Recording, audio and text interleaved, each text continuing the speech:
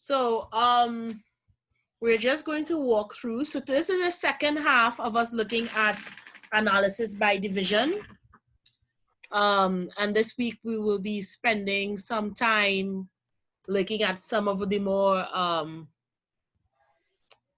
the more intricate elements of writing any kind of essay.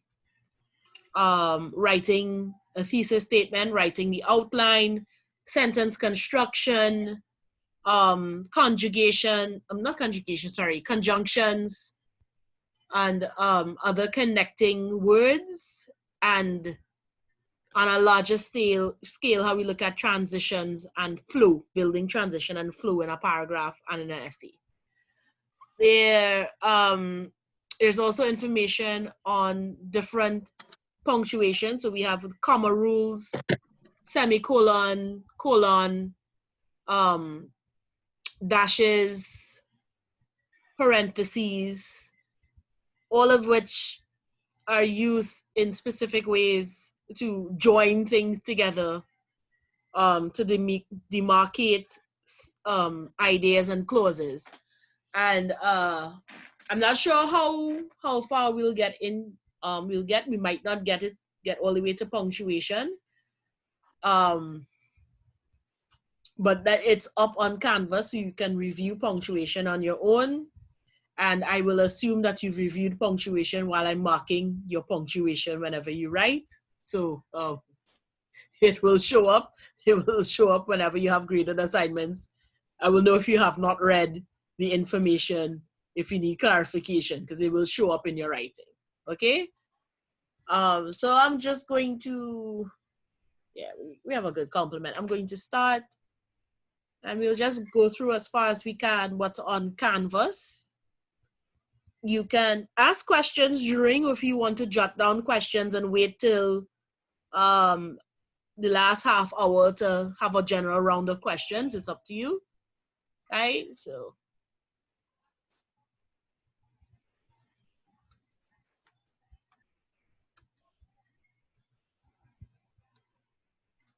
like I said, this week we're looking at writing sentence outlines and thesis statements. Last week we looked at the introductory paragraph. This week we'll look at the rest of the essay, so body paragraphs and conclusions, just to see what they're like before, your major project is the portfolio, where you have 2 writing samples. And so while I think we do one essay as a class assignment on its own, but that could be included in your portfolio, I'm leaving you to write these essays for your portfolio. So what I'm interested in doing is teaching you the elements of the writing, how to pre-write, draft, and edit. And then you put that into practice and put it in your portfolio, right?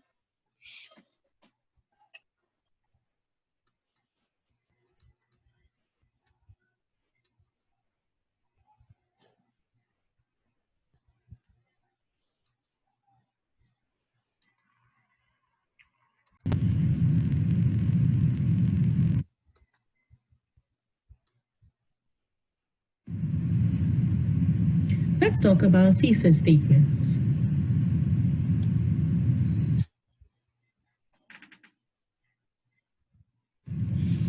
Whatever type of essay you write, you must have a thesis statement.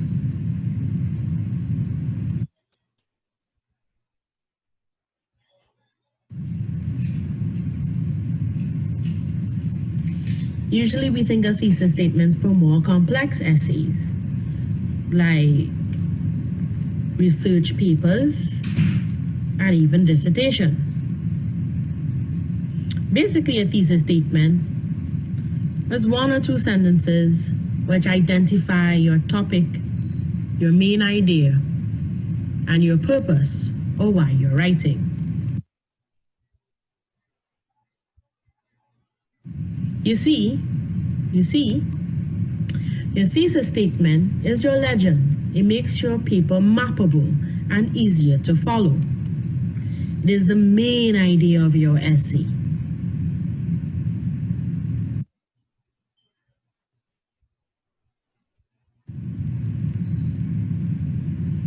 So let's look at what a thesis statement does. It describes your topic, that is what your essay is about. It introduces a specific claim you're going to make about your topic. And it describes 3 ways in which you will support and develop your claim. So that's subject plus claim plus 3 points of support. And that is your basic thesis statement.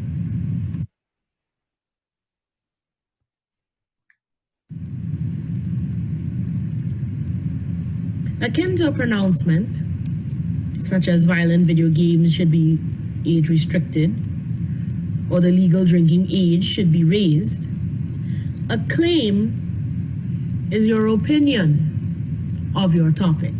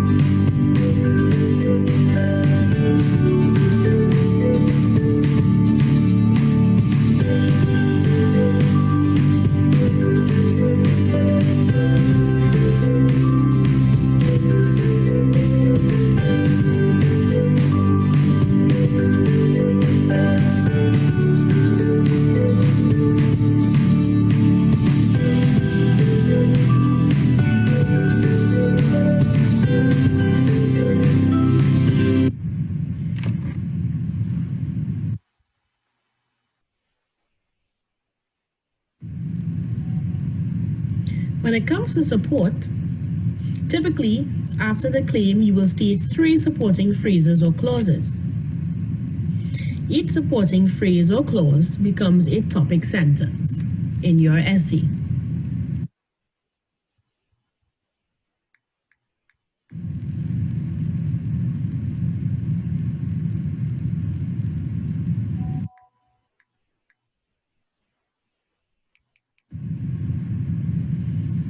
Remember, a great thesis statement is 1 to 2 sentences long, framed as a statement and not a question, clearly points out the subject of the writing, and takes a stand rather than simply announcing the topic.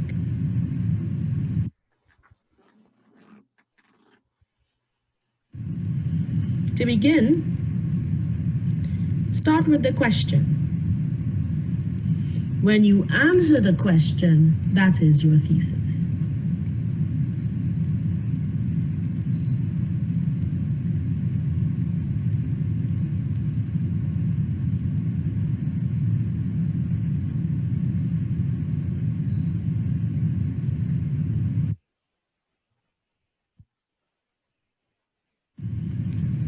Here's the process in a little more detail. You figure out what your topic is. What is your stance or claim? What is your opinion of the topic? What is your rationale for this stance? What concessions will you make to qualify your stance and acknowledge opposition? Again, you make a qualified claim, not a strong claim. And then you add your qualification, stance, and rationale to create your thesis statement.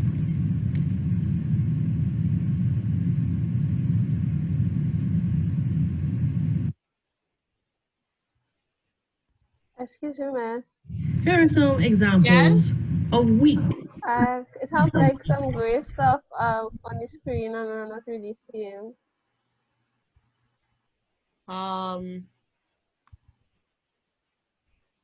Gray stuff. Some gray like boxes. Top and middle. In the middle of the screen. There's one across the top. Yeah, the one in the middle of the screen is gone. Oh, I think that was the chat alerting me to you seeing a gray line on the top, and I think what you're seeing on top is just the toolbar for. How do you get rid of? I'm not sure how you get rid of. It's supposed to be optimized for sharing, so you're not supposed to see that.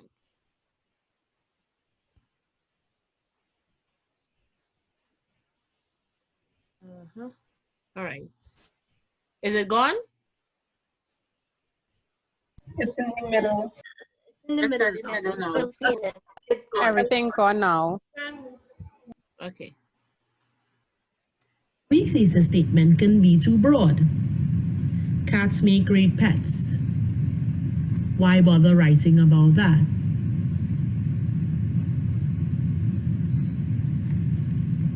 Your thesis statement can be too narrow.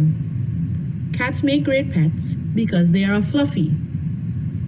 They might have other criteria for being great pets. Or your thesis might be off topic altogether. Cats make great pets because calicos are either females or sterile males. That is not a criteria for being a great pet.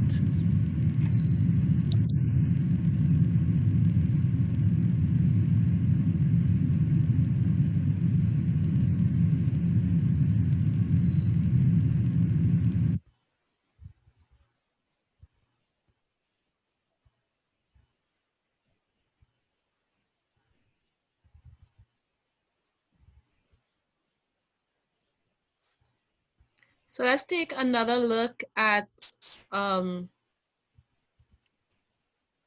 theses. So this is another explanation.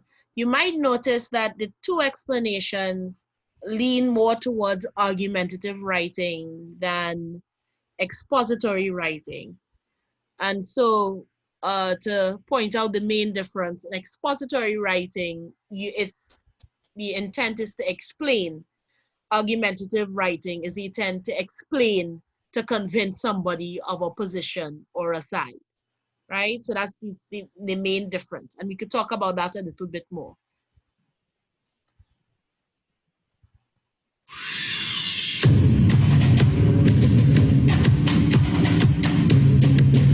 Thesis statements. Thesis statements. Non-fiction compositions, such as research papers, begin by telling readers what they will encounter in the text. An introduction to a research paper contains a thesis statement dash. A one or two sentence statement identifying the compositions. Topic. Main idea. Purpose. A thesis statement builds reader interest. Helps a reader know what to expect. Clarifies the writer's purpose. Helps a writer focus the composition. Helps a writer check that necessary information is included. Helps a writer make edits, cuts and additions to the composition. Thesis statements. Incorrect examples. Last week, the school board agreed on a plan to station police officers in the hallways at Parker High School. A thesis statement should not be a simple statement of fact. Using city police as resource officers in the hallways of Parker High School is a first step down the terrifying road to totalitarianism. A thesis statement should not express sweeping opinions. Over-emotional tone. Thesis statement's correct example. Stationing police officers in our high school hallways is a misuse of city resources and sends the unfair message that students are not to be trusted. A thesis statement should make a point that can be supported by evidence. Thesis statements. Bad iPods are devices that transport and play music. Good iPods are the best source for transporting and playing music, not only because they are compact and user-friendly but also because they store large amounts of music. Kinds of thesis statements. The enumerative thesis, aka three-point thesis, lists the evidence that supports your primary argument. Each body paragraph discusses one piece of evidence. Example, the writers of Family Guy use irreverent humor to satirize pop culture, comment on the stereotypical American family, and explore controversial themes. Enumerative thesis. Though 3 points are commonly used, writers should use as many supporting ideas as they deem necessary. Kinds of thesis statements. The umbrella thesis encompasses the entire argument in a concise statement without naming each piece of evidence that the author plans to use. Example, the irreverent humor used in Family Guy is not simply for shock value. The writers are commenting on much deeper societal issues.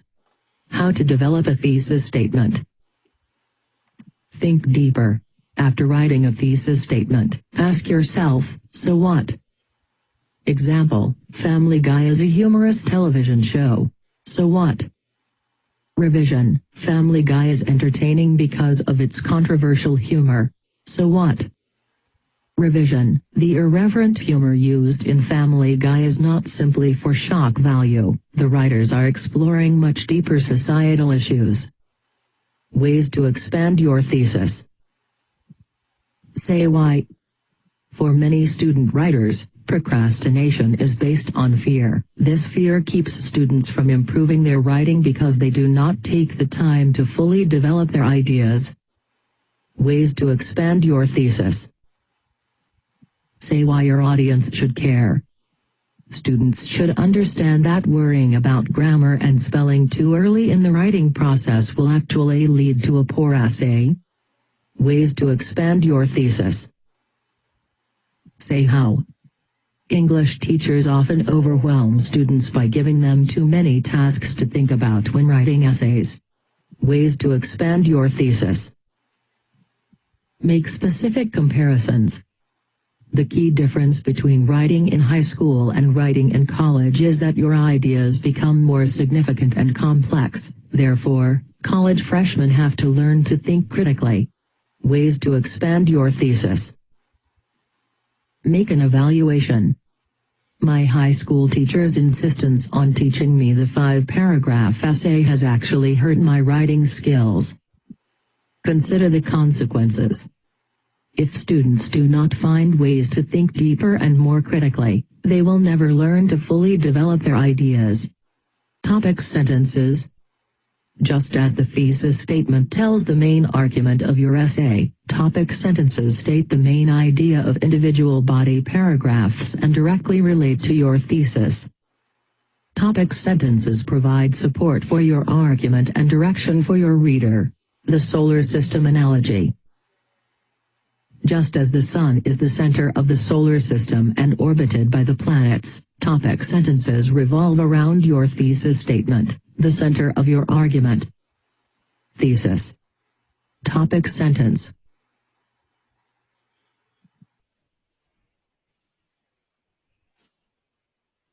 So if we're talking about the thesis and the topic sentence, so again, pointing out that while these two resources, these two videos are leaning more towards argumentative theses or thesis statements, the core principles remain the same. Your thesis has two parts: the main statement, or what we call the claim, and the reasons you make that main statement, right? So if you're looking at the ABD, for example, there and we want to explain, what was the example used this morning? Looking at Trinidad weather, right? So to understand Trinidad weather, we need to understand dry season, rainy season, and I'm just making this up, Sahara dust season, right? So for the analysis by division, we're taking that we're making the claim that you can't understand Trinidad weather, which is the entire unit, the controlling principle, without understanding the three separate divisions or how we break weather down in Trinidad, right? So we will explain, by explaining the dry season, we will explain an element of Trinidad weather. By explaining the rainy season, we will help people understand an element of Trinidad weather. And then Sahara dust season, which is no longer a season, apparently, because almost every night they're talking about Sahara dust. So for the younger people, once upon a time, Sahara dust, it was 3 months out of the year, and then you forgot about it, right? Usually early on in the year, you would get dust floating from Africa to Trinidad and then not hear about it ever again for the rest of the year. Now it's every other week we have dust, but it used to be an actual season, like a mini season within our season, right? So the idea is that the main takeaway here is that your topic sentences all come from your thesis statement, right? So when you are starting and we're looking at pre-writing, so this is the first step in writing an essay. We call it pre-writing. So here we are finding topics, brainstorming about the topics, and starting to organize what we want to say. That would be the outline. And the core, the first thing we really need to identify before we can plot out how an essay is going to go, we need to identify our thesis. What is the main idea that this essay will be about, right? So remember, in expository writing, your main function is to explain something. In argumentative writing, you want to explain something so you convince the reader to make a choice, right? To side with you, to take up your side of the argument, right? So that is the slight difference. So really, some of the thesis statements in this video, for example, are borderline. They're not necessarily argumentative. What makes a paper argumentative is that there is something controversial. There is a definite side you can take. If there's no side, you're not taking a side, you're explaining something that's different. Now, I say that with a grain of salt because every piece of writing is biased. Every piece of writing has a side or a stance that it's defending. Yes, so Secret Life of Pets 2 was very, very accurate about cats. And being aware that your main function is to explain and not persuade. That's what makes an expository writing expository. You want to explain, you're not trying to persuade this is the right thing to do or this is the better thing to do, right? So the main takeaways here, thesis statement has two main parts, what we call the claim, and then the supporting reasons you make that claim, right? So the first part, if we look at weather, understanding Trinidad weather requires that we understand or if you want to make it a little more complex, understanding how Trinidadian weather affects our agriculture. We need to understand dry season, rainy season, and Sahara dust season. Right. So the claim is you want to understand Trinidad weather. The support is that Trinidad weather has three parts to it, or 3 seasons, 2.5 really. And by discussing all of those, we'd understand really how it impacts our agriculture. So I'm not trying to convince you that weather impacts agriculture, because that's not a controversial statement to make, right? If you find yourself asking when you're writing a thesis, if you're picking a definite side, or if there are two sides to this and you're leaning to one side, you're probably veering into an argumentative or persuasive essay, right? If you are simply explaining something that it's pretty much standard, whether people know about it or not, it's not controversial, there's no side to pick or anything like that, right?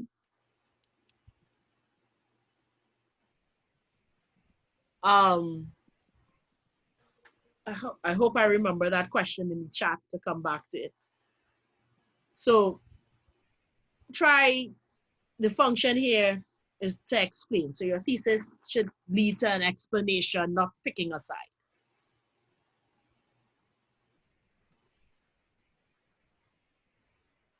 Miss? Yes? Does the thesis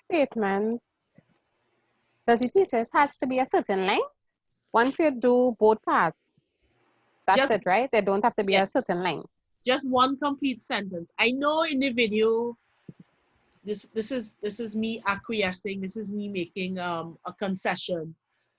Preferably your thesis statement should be one sentence, not two, one sentence. It can be a complex sentence, so it could be independent clause and a dependent clause. It could be a compound sentence with two independent clauses, either joined with a conjunction or with a semicolon, but get it down to one sentence. And the trick is, if you can put your thesis statement in a sentence, if you could sum up your entire essay in a sentence, you know that topic inside and out, because you're able to summarize it and distill it down to one sentence, right? So we're looking at a single thesis statement. Topic sentences as well should be a single sentence. Okay. Right. Now the thesis statement, like the solar system analogy, is the center of your essay. So before you write an outline, before you attempt an introductory paragraph, before you start putting pen to paper and try to organize it, you make sure you have a good thesis statement, right? The outline, so let's look at doing outlines. This is another step in pre-writing.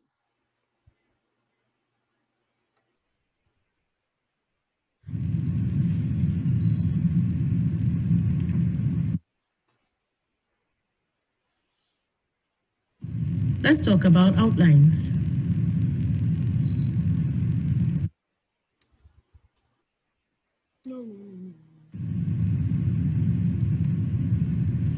Writing an essay is like baking a cake. There are lots of steps to it, and you need to prepare.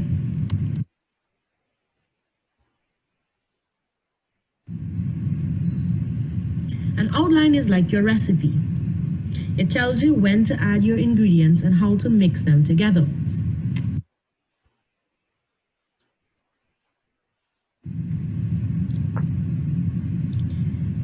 Writing an essay becomes so much easier when you follow the recipe.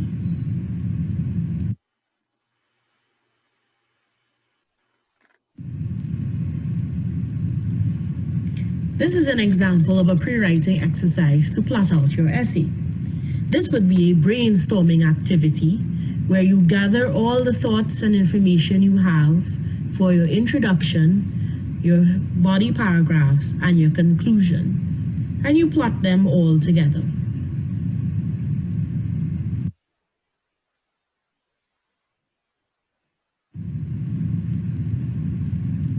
Once you've gotten general ideas down, you can start to organize them even more. You would look at your introduction and you would plan how to grab attention, what kind of background information will help to outline your topic, and then your thesis statement. Notice that the thesis statement comes at the end of your introduction.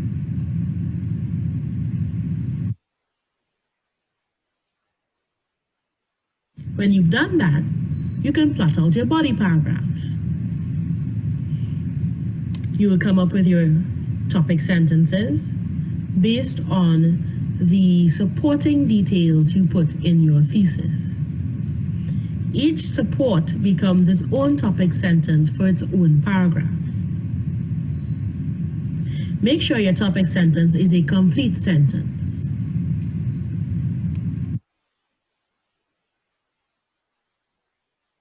Then for your conclusion, you will restate your thesis, paraphrasing or using synonyms where possible, and offer any closing thoughts. Do not introduce new topics or new ideas into your conclusion. Also, make sure your conclusion isn't set in stone.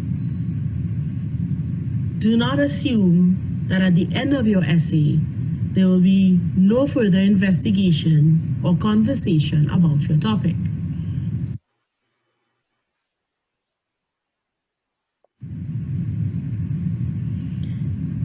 This is an example of a polished 5-paragraph essay. Notice that once you've plotted out the general information in the 2 exercises previously outlined, you will now come and write a proper thesis statement sentence and topic sentences. The supporting information does not need to be in full sentences. However, you will take the opportunity here to plot out how each sentence and how each piece of evidence would flow into the next. The suggestion here is that you have at least 2 pieces of evidence per supporting point for each topic sentence.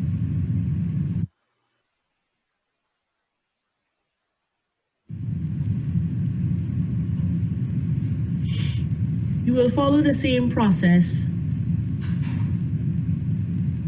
for your following body paragraphs. Note that enthymeme is just the Greek word for supporting evidence.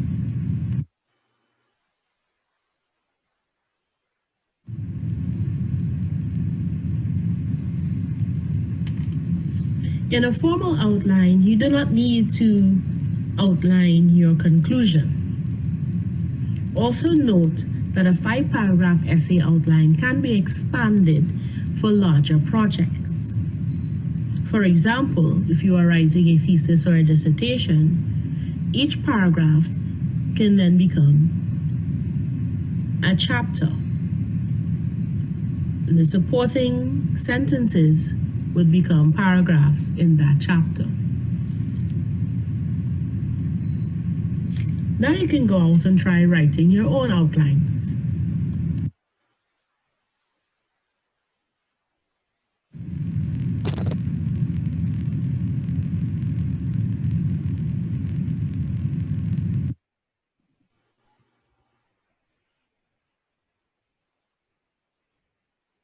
So looking at the outline, right? Looking at the outline, it seems like a repetitive project. You start with your thesis statement. Once you have a solid thesis statement, coming up with your topic sentences and knowing what information to put in what paragraph becomes a lot easier. I often recommend, if you are now starting to really practice and hone in and build these skills, to do the thesis statement with the 3 supporting reasons spelled out. So I forgot the fancy term the Android used for it, but so when you write the thesis statement and you have your 1, 2, 3, this makes it a lot easier for you then to pull from each of those pieces, those supporting evidence, and form an entire sentence, right? So if we're looking at Trinidad weather, understanding Trinidad weather, right? we understand Trinidad weather if we understand dry season, rainy season, and Sahara dust season. My first paragraph then is the one of the major components of Trinidad weather is dry season. And so this entire paragraph will be about the dry season. What is the dry season? When is it from? What does it mean? Why do we call it dry season? Because sometimes it rains in dry season, and so on, right? The next paragraph will be, not only does Trinidad weather have a dry season, it has a rainy season. And that entire paragraph would be explaining what the rainy season is, when it happens, and so on and so on. And then the third paragraph would, in addition to these two major seasons, we also have a Sahara dust season, right? And then explaining what the Sahara dust season is, and so on and so on. So when we're doing an outline, we start with the thesis statement, and then we just plot out the 3 body paragraphs. And it helps you in thinking about it as well, because you can see at a glance, because this really usually takes about a page. So you will see on that one page how your topic sentences are relating to your thesis statement. Right? So you can double check, you can triple check as you are writing. So this is the pre-writing phase. Last week we looked at introductions. And this week we'll be looking at the rest of the essay. So just taking a look at body paragraphs and conclusions.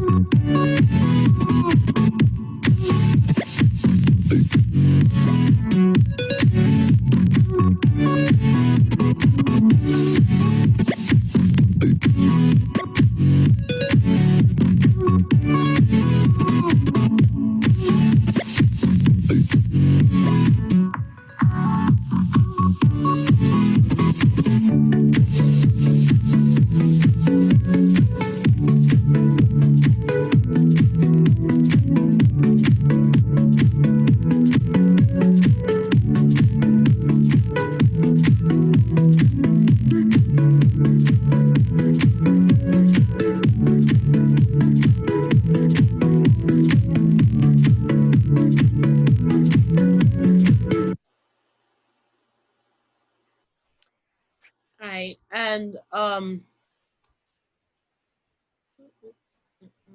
look at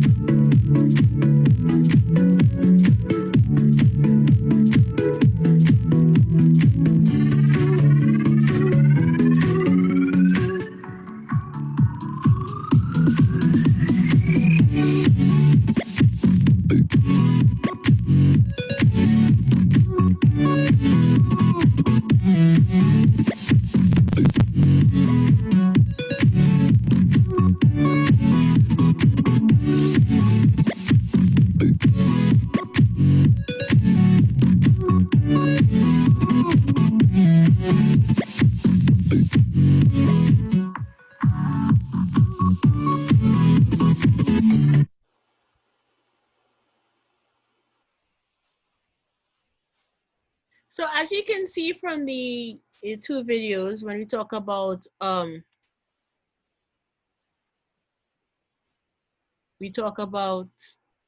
body paragraphs and conclusion. So the idea that the conclusion is the inversion of your introduction, and the idea that the body paragraph is very tightly focused. And so to drive it home with the visuals. So the body paragraph should be organized. All information for one topic should be in one paragraph. That should flow into the next paragraph, which deals with only one topic, and then flows into the third paragraph, which deals with only one topic. And we're basing it on the idea. So last week, before doing watching the video and introductions, I think there was a introductory video on the parts of an essay, right? And so that idea of, if you've been in a conversation with somebody and the person can't tell you a straight story to save their life, right? And they start one place and they end up somewhere else, and then they come back, and by the end of it, you have no idea what they were trying to tell you. It's even worse in writing when one idea appears somewhere and then 3 paragraphs or two, and in the third paragraph, it suddenly comes back up. And so if you're explaining something and you want to explain step by step, you need to have everything in order. If you're trying to convince somebody, so if you want to convince somebody to lend you money, for example, and you can't get your story straight, you're not convincing anybody, right? So pre-writing is the best method for getting your essay as organized as possible, so that when anybody reads it, there's no second guessing, there's no questioning what it is you meant to say in your essay. When we looked at cultural barriers, we realized there are a lot of barriers to us being able to communicate effectively. So the more structured we are, the more organized we are, the more premeditative we are about what we've written, we can reduce those barriers. If you land in New Delhi and you speak standard English, they will understand you. If you land in New Delhi and you speak rank Trinidad vernacular, they might not understand you, right? Same difference. If someone lands in Port of Spain from New Delhi and they speak vernacular Hindustani, we will not, well, I shouldn't say vernacular Indian English, we would not understand them as easily as if they spoke standard English to us. So one of the reasons we call it a standard dialect is because no matter what dialect you speak, chances are you can understand the other person when we switch to dialect. So it's a bridging dialect that we use, right? Which allows for communication. So think of writing like that. Writing is a bridging dialect that you use to ensure that the message is clearly received. When we're talking about communication, we also like to talk about the idea of the difference between your intent and the impact. So you could intend to send a message, but the impact might be different, right? So when we're looking at impact, there are two major things we can look at, and one way of manipulating both, to put it that way. So we talk about tone and mood in writing, right? So these are some of the major stylistic features that would appear in whatever you read and whatever you write. Mood, tone, and we influence both mood and tone with our language and our diction. So first one is mood. And when we talk about mood, we talk about how the reader feels. How does the piece make the reader feel? So is the atmosphere, it's the overall feeling you get from the piece, right? So you can be reading something. So when we look at some of the samples you would have read, and some people responded to Nadia Batten's So Long As Here, right? And there's a certain mood or there's a certain way you feel listening to that song or reading the lyrics even, right? It's supposed to make you feel nostalgic because you're talking about a friend you haven't seen in a while, and who hasn't lived through that experience where, and especially now, we're all living through an experience where there's a friend we have not seen physically in a very long time. And just imagine meeting up with that person. So it's a specific mood or feeling that you get from reading the piece. You know, there's a sense of joy and reconnection, a kind of platonic love. The love for somebody that goes beyond that distance or anything else. So you get all these different feelings and emotions coming out of the piece. So how you feel about a piece of writing, or how the piece of writing makes you feel, we call that the mood. The tone, on the other hand, is the author's attitude to what he or she is writing. So this is how the author feels. So the mood is how the reader feels, or how the piece makes the reader feel. And the tone is how the author feels about the topic. So again, when we talk about intent versus impact, you might have a specific intent, but it might not impact your reader how you thought it would. And a lot of the times it has to do with your tone. So if you're doing argumentative writing and you're trying to convince people that your side is the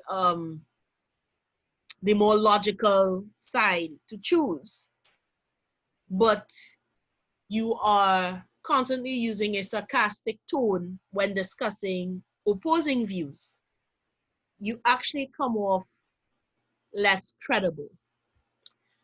The best example, the easy example, let's say the most accessible example would be President Trump. So if you've ever watched a speech, whenever he's speaking about someone with an opposing view, he often adopts a sarcastic, dismissive tone. He even goes as far as insulting the person and not necessarily the ideas, and that's a specific fallacy that people use. And what it actually does for anyone listening is suggest that there's little to no tolerance. And in intellectual life, we must be aware that there are opposing views, there are other views, and they might be better than ours. They might cause us to rethink what we know of life. And so dismissing them out of hand doesn't suggest that you're intelligent, it suggests that you're closed-minded. And that can be problematic. Now, he's lucky because a lot of his supporters also happen to be closed-minded, so it resonates with them. But if he's trying to convince somebody who's a little more open-minded that they should trust him, it's going to backfire, because the tone, right, is making you feel in a way that he does not intend you to feel. So as writers, we must pay close attention to our attitude towards the topic. This is where we expose biases, right? This is where we undermine our message by using a tone that's not appropriate for what we're trying to do. So to recap, tone is how the author feels about the story, about the topic. Meaning is how the reader feels about the writing, right? So your tone can affect your reader's mood. So if you pay attention to your tone because you want to elicit a specific mood, right, you're on the right track. Now, tone and mood are also where we can inject a lot of creativity into our academic writing. just because it's academic writing doesn't mean it has to be overly stiff and formal. So when we talk about formal, yes, we would follow standard grammar rules, standard English grammatical rules. So we will not have contractions. We will shy away from abbreviations, use full sentences, and so on and so on. But looking at the next thing, the language we choose could greatly influence how people feel while reading the piece, right? So even if it is purely to describe something or to explain something, you want to aim for readers having a pleasurable experience, right? So the language you use could really dictate whether reading is a pleasure or reading is a chore, right? So let's look at this example here. So could read passage 1 and passage 2.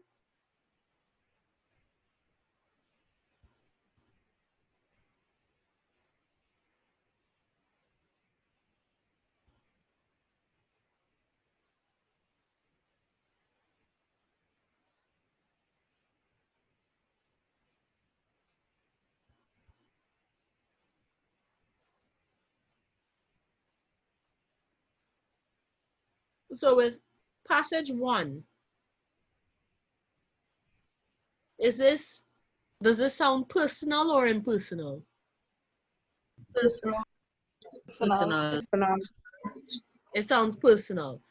So do we think that the reason for rejecting the candidate is logical or personal? Personal. So if you were on the panel and you might be on the fence, would passage 1 sway you to delay hiring this person? Or would you feel that there's something else going on? There's something else Something going else on. going on. That's going on. And Look Maybe at, not be prejudiced. yeah, he sounds prejudiced. Look at passage 2. Is passage 2 giving us the same information? yes. Yeah. Yeah. But in a Yeah. more formal way. So it's giving us the same information, but would you trust someone using passage 2 to convince you not to hire the person? Yes. More likely to. Right. Because while 1 sounds very personal, and in passage 1, the person might be serious and saying, I have nothing, it's not that I don't like the guy. I mean, you might think he's a promising young person, just not ready yet.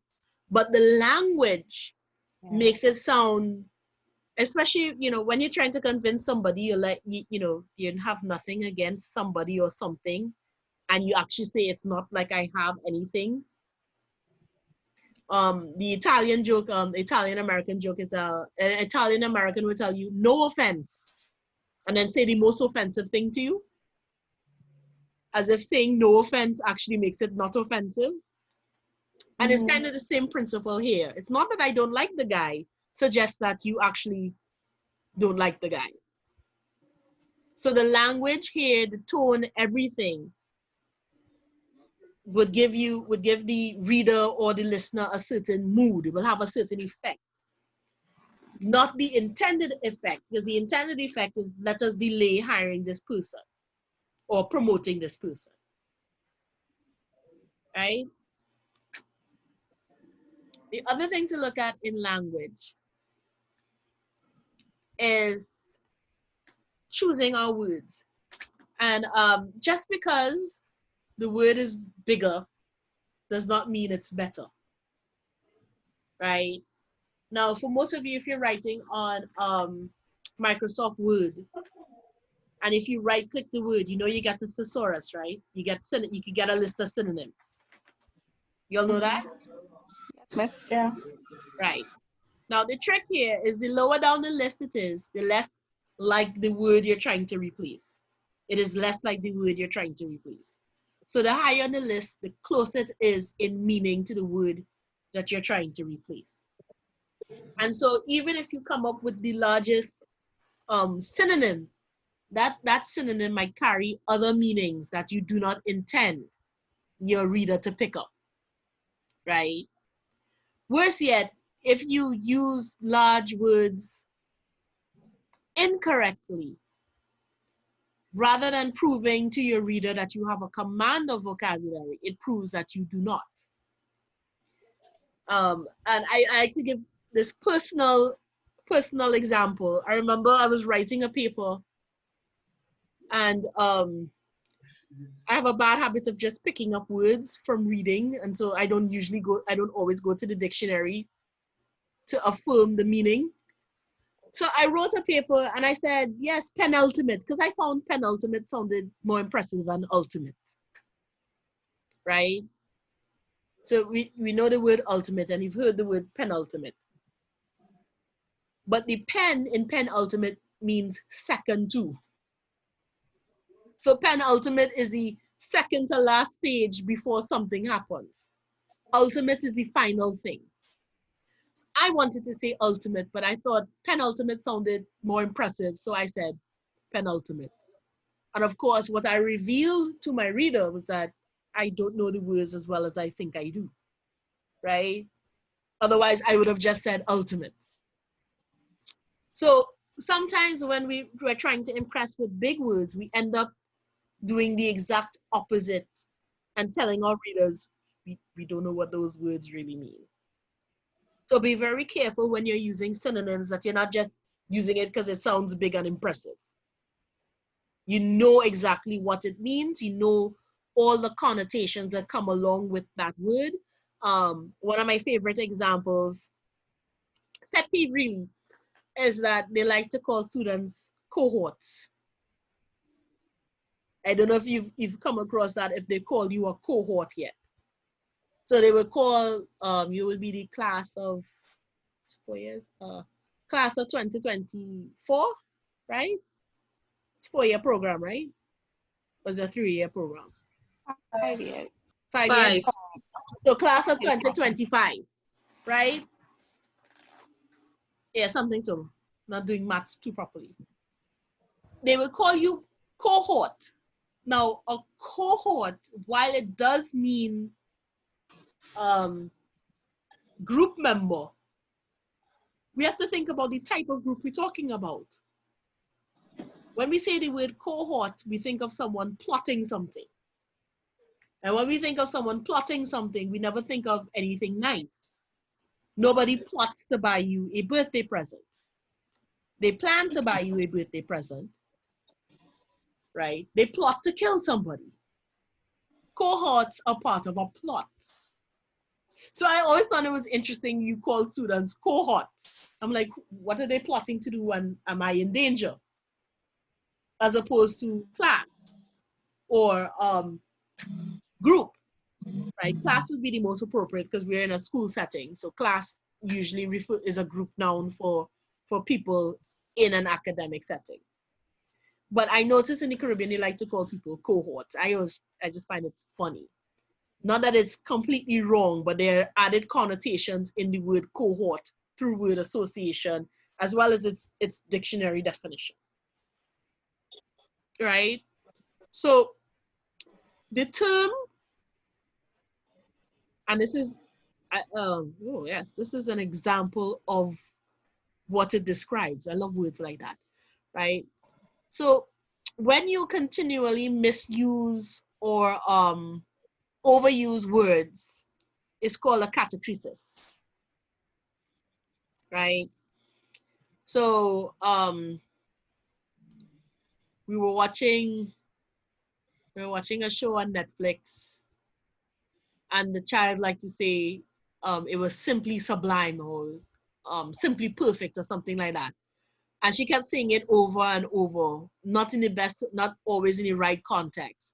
So she was actually doing a catachresis, right? Overusing the word or misusing the word. And the other picture is an example of how language could undermine what we're trying to say, both the verbal message and if you want to think of nonverbal or paralingual messages or non-literal messages in your writing. So just as we are having a conversation, your body language, your tone of voice, your rate, your vocalics, everything, all these things deliver more messages than the actual words themselves. In writing, your language choice, your tone, the mood you create can also deliver more messages than you intend to. So this example from a newspaper, where they use the wrong word, prayed, they misspell it, is an example of how language can undermine what we're trying to say, right? Because it would be nice if a burglar went around preying on elderly people, you know, just saying prayers for the elderly, but they mean P-R-E-Y, hunt, take advantage of, right? So language is very important. Not only does it convey directly the information, but it also gives the reader clues about the writer. So if you want to appear as a very competent, intelligent writer, big words don't necessarily do that. Knowing when to use big words works better. Knowing who your audience is would determine even more whether you should use big words at all or not. If you're talking to primary school children and you use large words, you're missing the point. You're not getting your message across, right? So paying attention to language then influences your tone and your mood, right? The tone of the piece and the mood of the piece.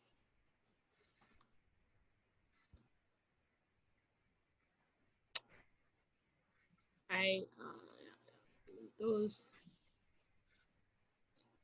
Just making a random plug in the middle of the lesson about the importance of reading.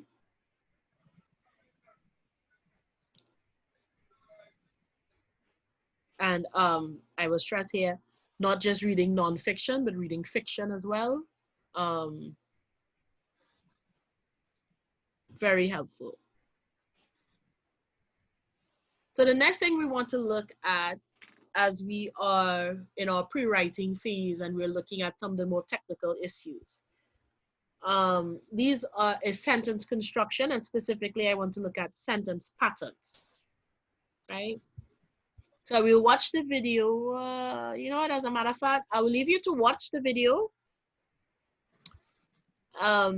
because I do double.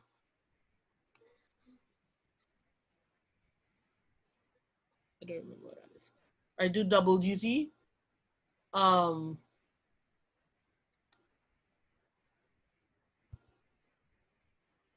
let's look at a slower explanation or slow down so you can spend your time with it, right? So when we look at sentence patterns, they are grouped according to the type of verb we use. So we're looking at three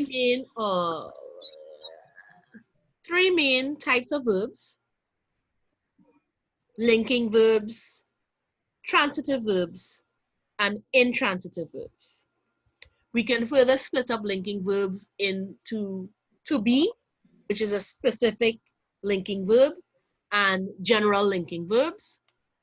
A transitive verb needs an object. An intransitive verb does not need an object, right? And you can go back and watch the videos at your own pace, right? So the first pattern, we have the subject, the actor in the sentence, the verb to be, and an adverbial phrase.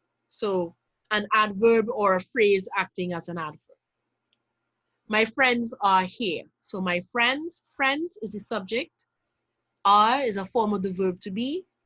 Here is an adverb. It tells us where something is, right? So an adverb tells you where or when or how, right? My friends are at the library. Friends is the subject. are is a form of to be. At the library is a phrase that acts as an adjective. It tells you where.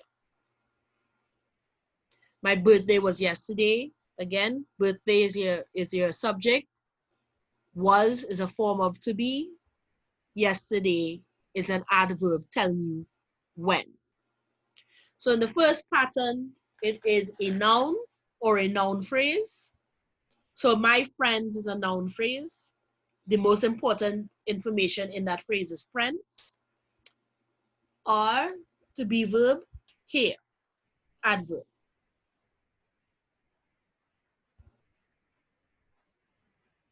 The next sentence pattern is subject to be verb and what we call a subject complement. So the subject complement describes the subject, and it can either be an adjective, as we see here with pattern 2, or another noun, as we will see in pattern 3. So in subject pattern 2, we have,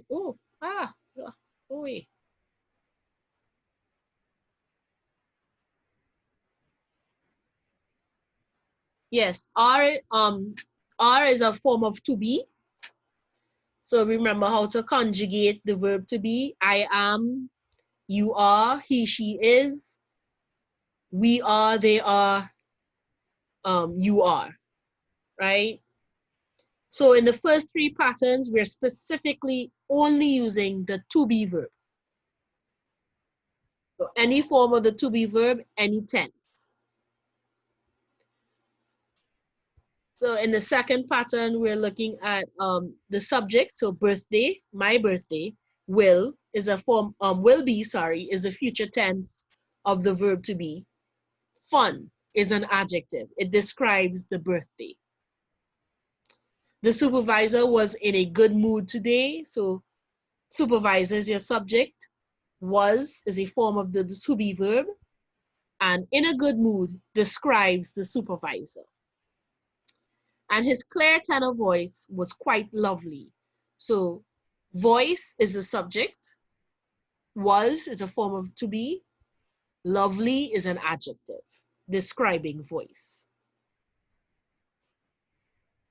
In the third pattern, we have subject, the verb to be, and subject complement, but this time it's a noun, right? So the noun gives you more information about the subject. The subject is the noun, right? So Mr. James has been a teacher for 40 years. James, Mr. James is the subject. Has been is the past perfect tense. And a teacher is equal to Mr. James. So Mr. James and teacher are the same. My birthday is on Monday. So the noun phrase here is birthday. Noun, the subject is birthday. Is present tense of the verb to be. Monday is the noun. So birthday and Monday are the same.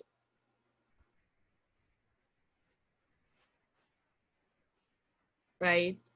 So again, if you notice the pattern, especially for 3, the subject and the noun are the same thing.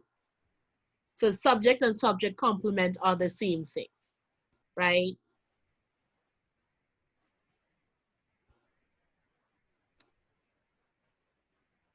In patterns 4 and 5, we are looking at all other linking verbs. So a linking verb is not a literal action, it's a state of being, right? So we can't, for example, you can't seam down the road. It's not something you can physically do, but it's a state you can be in. So for sentence pattern 4, we're looking at the subject plus a linking verb plus the subject complement. And here the subject complement will be an adjective specifically, right? And I should point out as we are going through this, I don't necessarily expect you to remember the formulas per se. and which one is which one, whether it's a pattern 4 or pattern 5, but to recognize the structures and how things are put together. This will help us avoid one of the more common errors people make, which is what we call mixed construction. As where we take two different sentence patterns or two different pieces of a sentence pattern and jam them together, and it can often lead to sentences that lose meaning or don't convey the meaning they're supposed to, or convey meanings you don't intend them to mean, right? So the cake on the table looks delicious. Cake is a subject. Looks is a linking verb, so it's not an action here, it's a state of being. Delicious is the adjective describing the cake. Marianne looks like her mother, so again, the subject is Marianne. Looks is a linking verb, it's her state of being. Like her mother is the adjective, or a phrase that acts as an adjective. And the rain seems endless. So the rain, that's your subject. Seems is a state of being, and endless is your adjective. The next pattern is subject, linking verb, and subject complement, and this time the subject complement is a noun. At a very early age, Joan became a Buddhist. Became is not an action, it's a state of being. So Joan is a Buddhist or became a Buddhist. I feel like $1,000,000. Again, here, but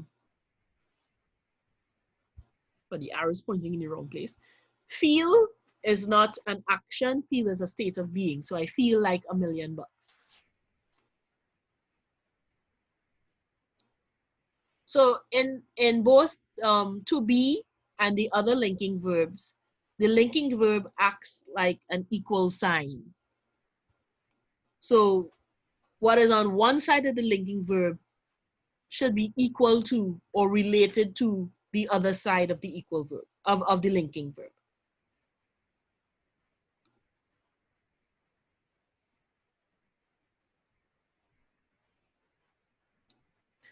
Pattern 6 is sometimes very problematic.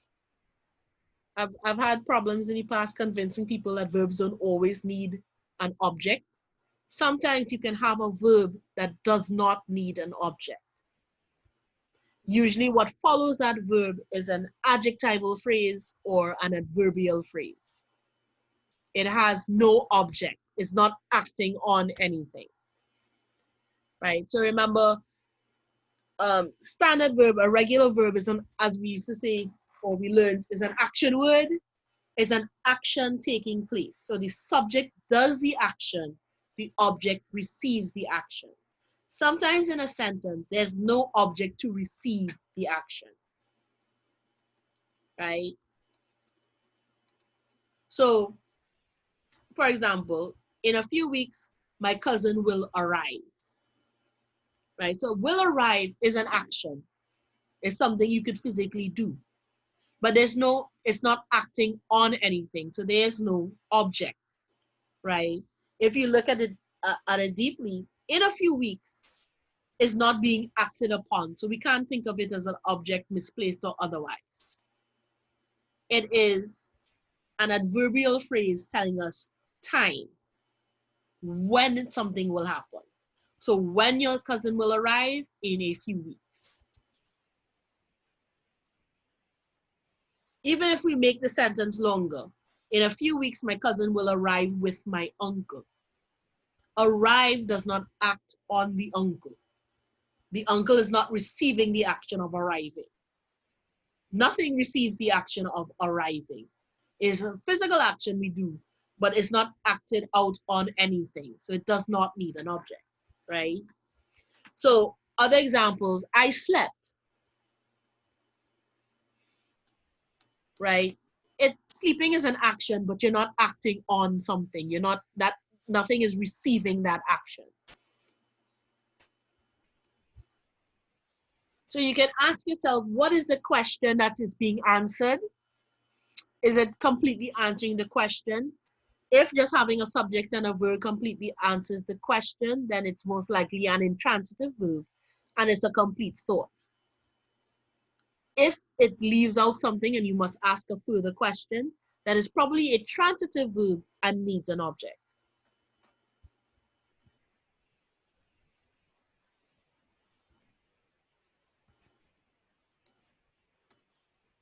So when we look at transitive verbs, which will be the next 4 patterns, these are verbs that must have an object,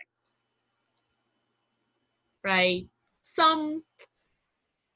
There are a few verbs that can function as either transitive or intransitive. It is based on context. Most verbs need an object.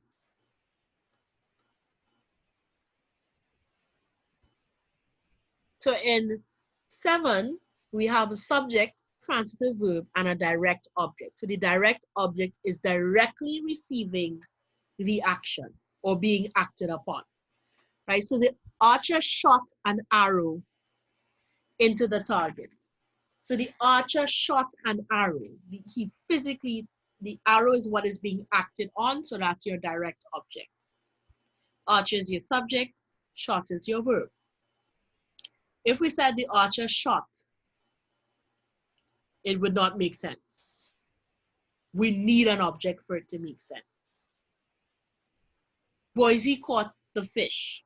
So again, the fish receives the action of being caught. It is something that is what we caught, so it's a direct object.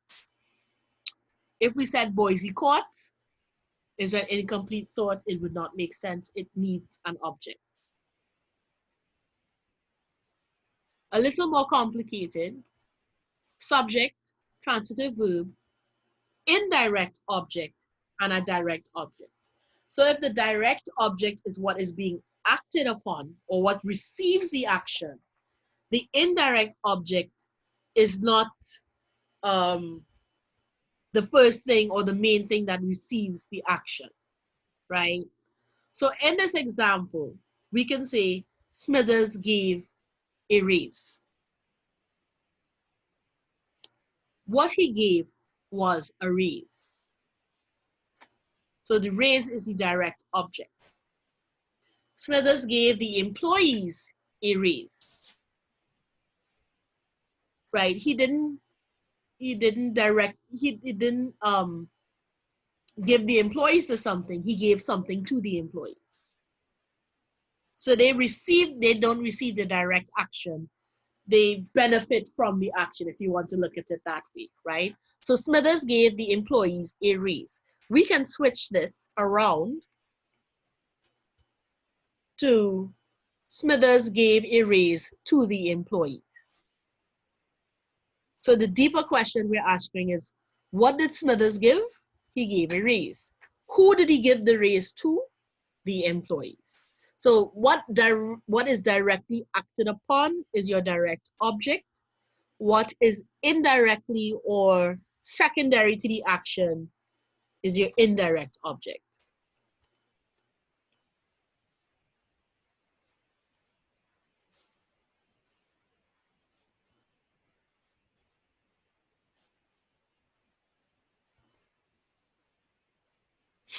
So the last 2 patterns, where we have a subject, transitive verb, a direct object, and an object complement. So like the subject complement, the object complement describes the object. The subject complement describes the subject. The object complement describes the object. So in 9, we have the subject, transitive verb, direct object, and an adjective acting as the object complement. So the jury found the defendant guilty, right? So the jury found the defendant, that's the direct object. Describing the object is guilty. Boise painted the wall green. Again, Boise is the subject. He does the painting. The wall is what is being acted upon. It's what's being painted. and then green describes the wall. In sentence pattern 10, it's the same thing as a subject, transitive verb, direct object. And this time the object complement is a noun. So again, this noun will equal the object. Most people consider Jacobson a loyal friend. Most people would be subject. Jacobson is the direct object, he's who is considered.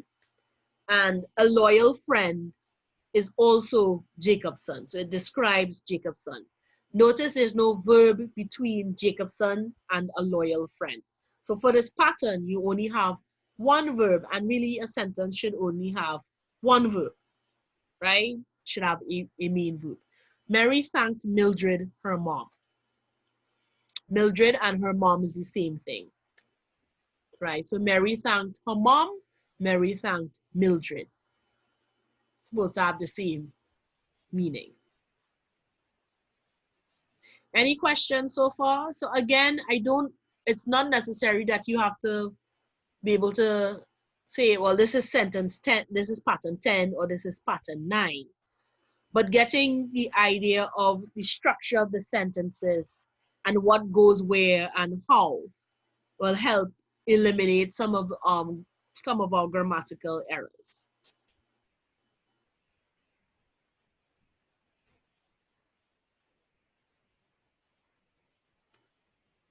Another, yes? Pattern 7 and 8, I don't understand it fully. 7 and 8. Yeah. So we're looking at subject, transitive verb, and indirect object and object.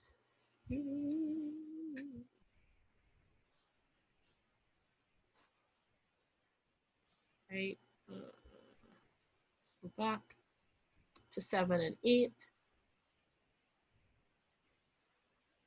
Right. So the elements we have here, pattern 7 happens to be the most straightforward. It's the typical sentence pattern. You have a subject, an action verb, and an object, right? So the boy ate the cheese. So we have a subject, the boy. We have an action, ate. We have what he ate, the cheese. So the direct object, directly or straight off, is the thing being acted upon, right? The indirect object is not being acted upon in the same way. It's not the recipient of the action, right? So if we said the archer shot into the target an arrow, which is a horrible, horrible sentence construction, by the way, so don't ever do that, right? But we could discern the meaning here because we know he didn't shoot the target out of his bow, right? He shot the arrow out of his bow. So what is being shot is the arrow. So that must be the direct object. The target is receiving the arrow, or is second in line to receive the action of the verb, or receive some benefit of the verb, if you want to look at it that way. So when we look at the other example with Smithers gave the employees a raise. So he didn't give the employees, right? He gave a raise. The employees received a raise, right? So if we say, and we might hear it, Smithers gave the employees what? Right? Because we know employees, that's not the direct object. Right? So I can say I gave her the book. What did I give? The book. right? So the object is directly related to the action. The indirect object is secondary to the action. They're not the primary focus of the action. And you could probably ask a question to know whether it's direct object or indirect object. So I gave her the book. If I just said I gave her what? Right? So so to differentiate between the direct and the indirect object, try asking that. So when we go back up, if we look at the other pattern, right? Boise caught the fish, right? Or actually the other one I could rearrange. So the archer shot into the target an arrow, or he shot the target with an arrow, right? What came out of his bow? The arrow. It went into the target, right? So he shot an arrow into the target. If we took out an arrow, it makes less sense. He shot into the target. What did he shoot into the target? An arrow. Right? So when we encounter sentences like this, just we need to, and this is a good rule whenever we're reading anything anyway, ask our question, what is the information the sentence is trying to convey? What is doing what to what? Right? So that you know what the subject, the verb, and the direct object is. Does that make it any clearer? Yes, miss. I understand it now. Thank you. All right. Earning my pesos.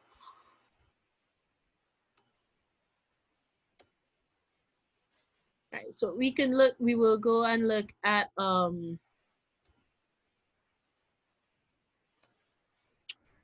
subject verb agreement. And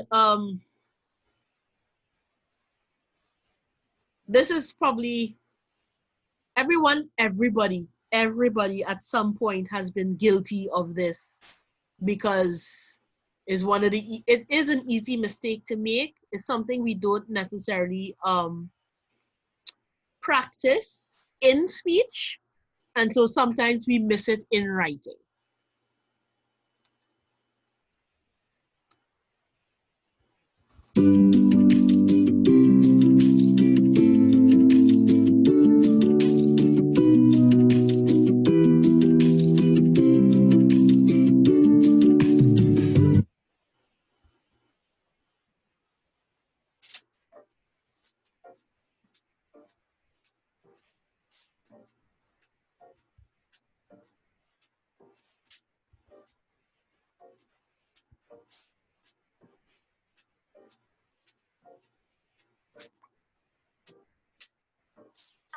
I didn't know what time it was when I met you. Oh, what a lovely time it was. How sublime it was too. I didn't know what day it was. You held my hand. Warm like the month of May it was, and I'll say it was great, great to be alive, to be young, to be mad, to be yours alone. Great to see your face, feel your touch, hear your voice, say I'm all yours. I did not know what year it was. Life was no prize. I wanted love, and there it was, shining out of your eyes. I'm wise, and I know what time it is now.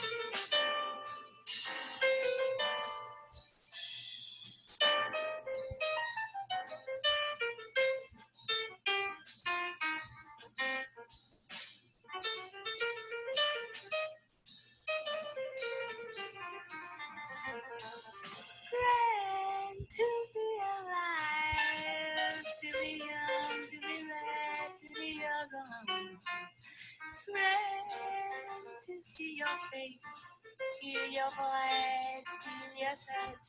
Say I'm all your own. I did not know what year it was. Life was no prize. I wanted love and then it was shining out of your eyes. I'm wise and I know what time it is now. I didn't know what time it was. Then I met you. Oh, what a lovely time it was. How sublime it was too. I didn't know what day it was. You held my hand. Warm like the month of May it was, and I would say it was grand, grand to be alive, to be young, to be mad, to be yours alone.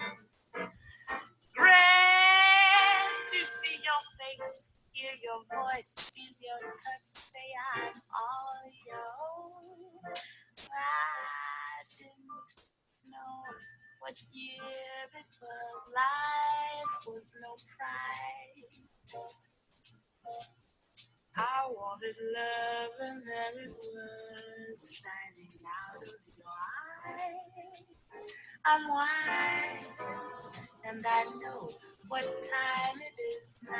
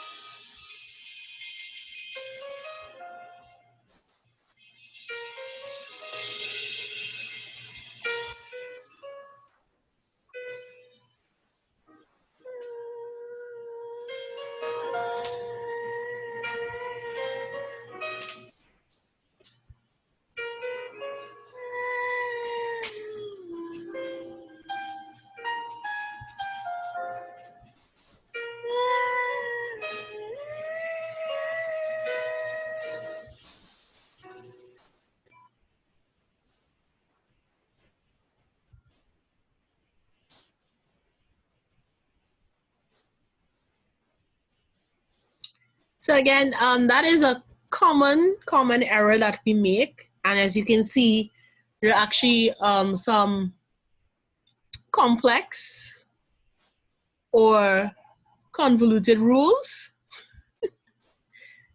to help you with subject-verb agreement.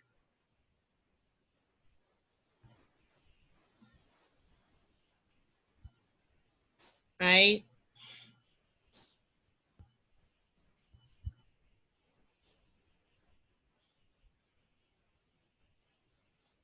Now, what we're going to start looking at now, so subject-verb agreement is a common error. We looked at sentence patterns, and I will add, make sure it's here and not elsewhere, the little tutorial on mixed construction. I will add that. Really it relates to sentence patterns and why we learn sentence patterns, and maybe a little bit repetitive about sentence patterns, but the idea of what happens when the elements in our sentence do not match. That's mixed construction basically, right?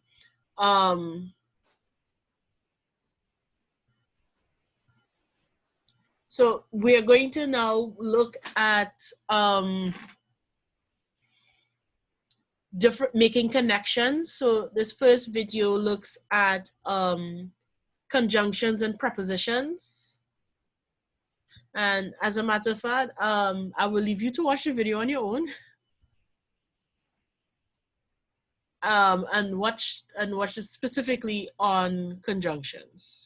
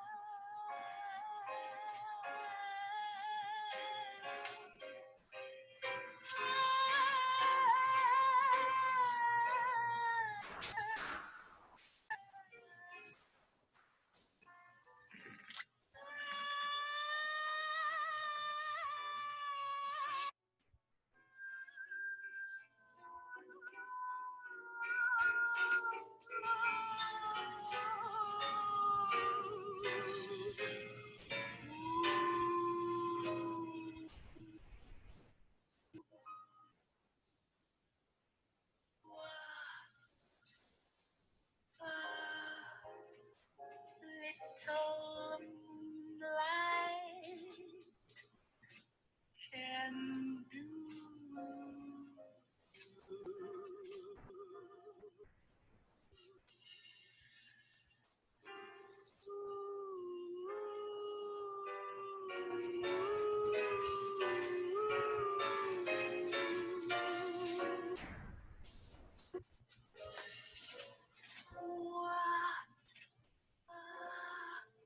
Little moonlight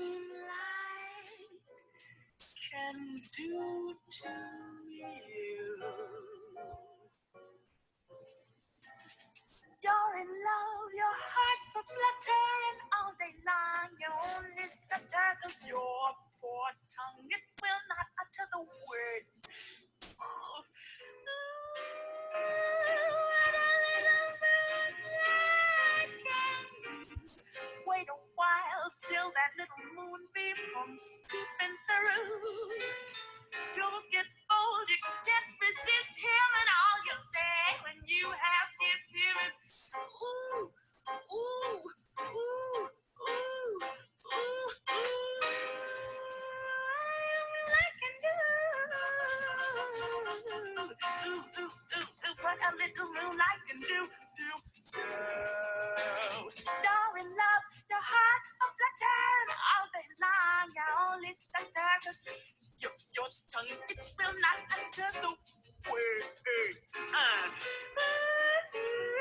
What a little moonlight can do.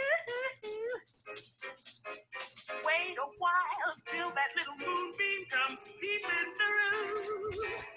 You'll get bored, you can't resist him, and all you say when you have kissed him is, ooh, ooh, ooh, ooh, ooh,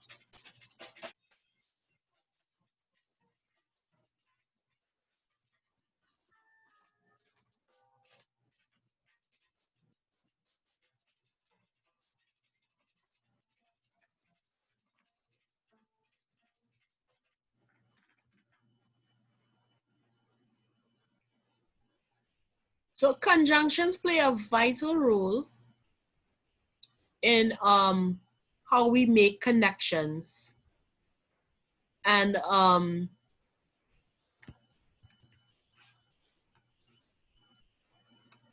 in making our comparisons and so on. And again, you can review the videos and go over it more slowly.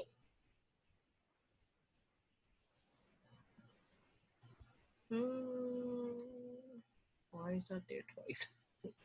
Right.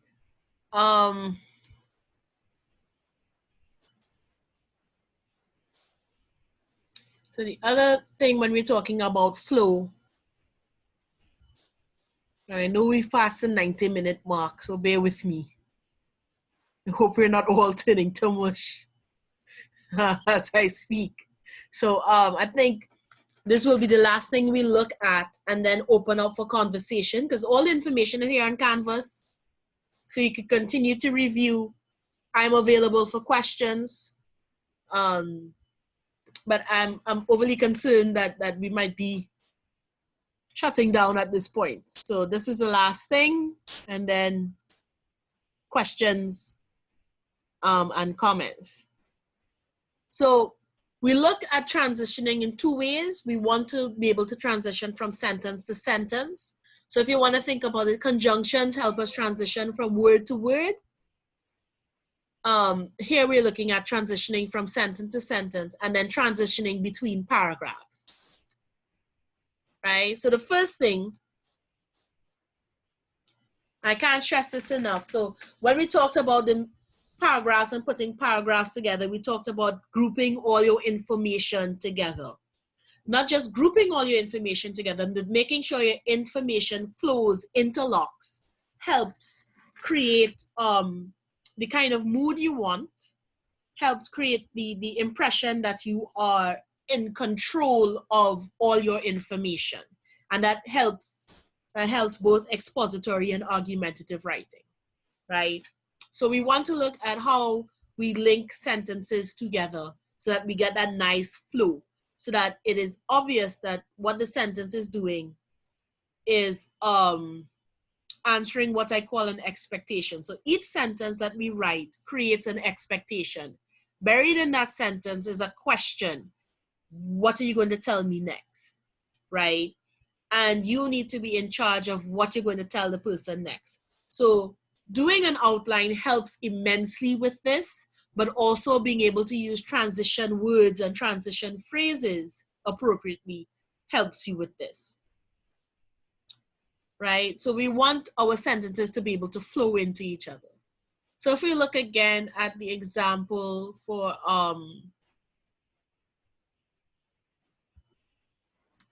if we look again at the example here, where we have the topic sentence and it's color coded. The topic sentence creates an expectation. So we make the claim that Brian has proven to be a disruptive, inattentive, and rude student. So the question that comes up then is, what evidence do you have? How are you going to prove this to me? Right? So in my organization, I start with disruptive. He continually disrupts class by speaking out of turn. So I now have another question. Why is that a problem? So what you're doing is anticipating the questions that would come out of each sentence.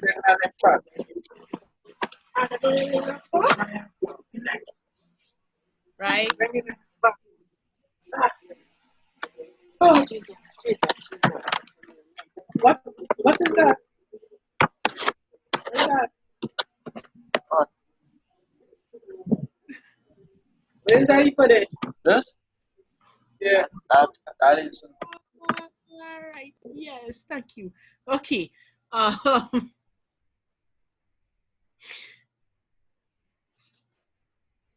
Right. So what we're looking at then are the questions that a reader would ask. So you tell me he's disruptive, inattentive, and rude. So what evidence do you have? So I start laying out my evidence right away. He continually disrupts class by speaking out of turn. Your reader would ask, why is that a problem? Or the reader would expect you to explain why that's a problem, right? So this would not be a problem if he was contributing something to class discussions with his outbursts. Oh, so what do you mean by outbursts? Instead of contributing, he makes inappropriate jokes. Okay, so I can clearly see now that you've answered all the questions I can have by what does being a disruptive student mean, right? So we're looking at each sentence answering that implied question or giving that extra information. So we're seeing this build up. I tell you what the problem is.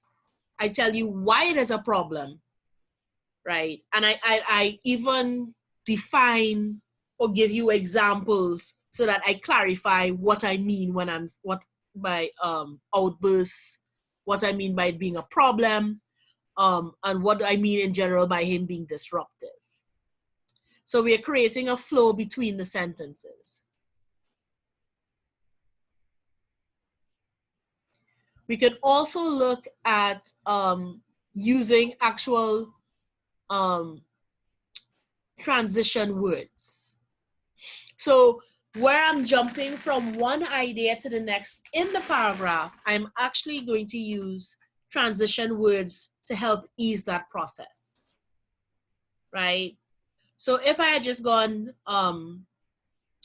keeps making inappropriate jokes, Brian is not paying attention in class at all, right?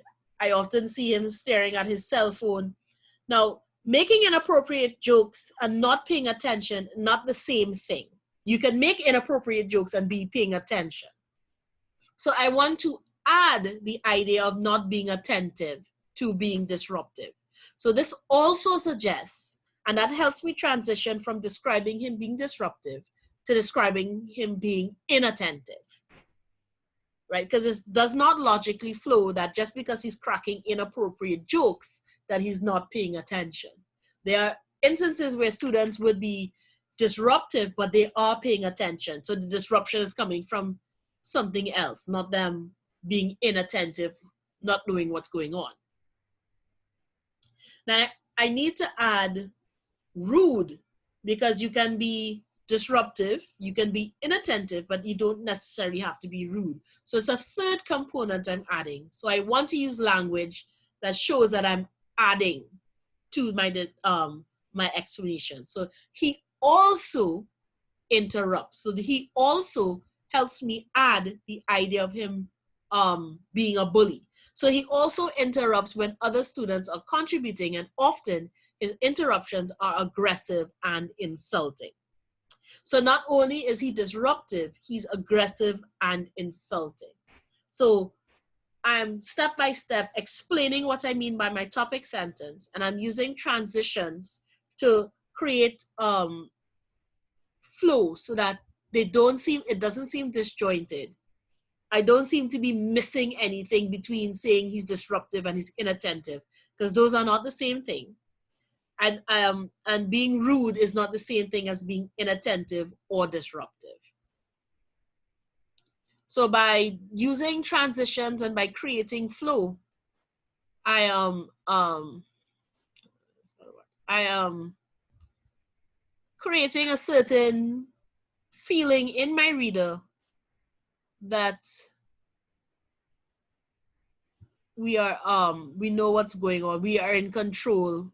This is a full explanation. Nothing is missing. I'm not hiding any facts or information. I have spelled out exactly what I mean by disruptive, inattentive, rude. I've shown you by using transition words that I know that being inattentive, disruptive, and rude, they are not the same things. They are different things. So a student could be disruptive, he could be rude, or he could be inattentive, or he could be all three.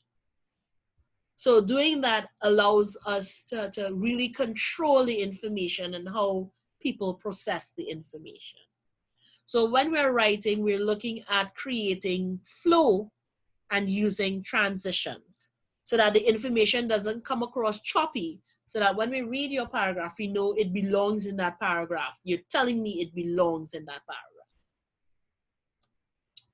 right? From here on out is punctuation, so comma rules, semicolons, colons, dashes, hyphens, and these are also included here because we're looking at ways to connect ideas, and these are some of the tools we use to connect ideas, right? But I will leave that for you to review on your own. We are coming up on the 2-hour mark. And so instead, what I would like us to do is open up for discussion. Now, I failed miserably earlier with my other class because I am yet to figure out how you can share a screen in a breakout room. So we can't do group reading exercises like we can do in class. So I wanted us to do one of the discussions in class, but that's not going to be possible because I can't break you out into groups like that. So I will leave that again for you to do in your own time, to do the discussions, and the discussions are open until December.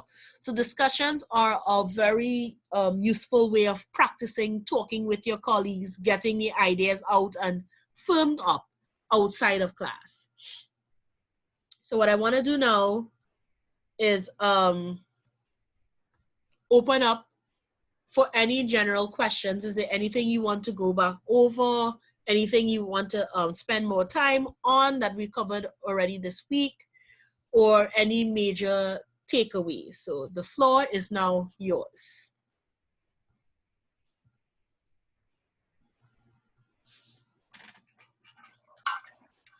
Miss, I would like to find out, if you have a piece of writing, how do you know who is the audience? Okay. This is really inferring and making deductions.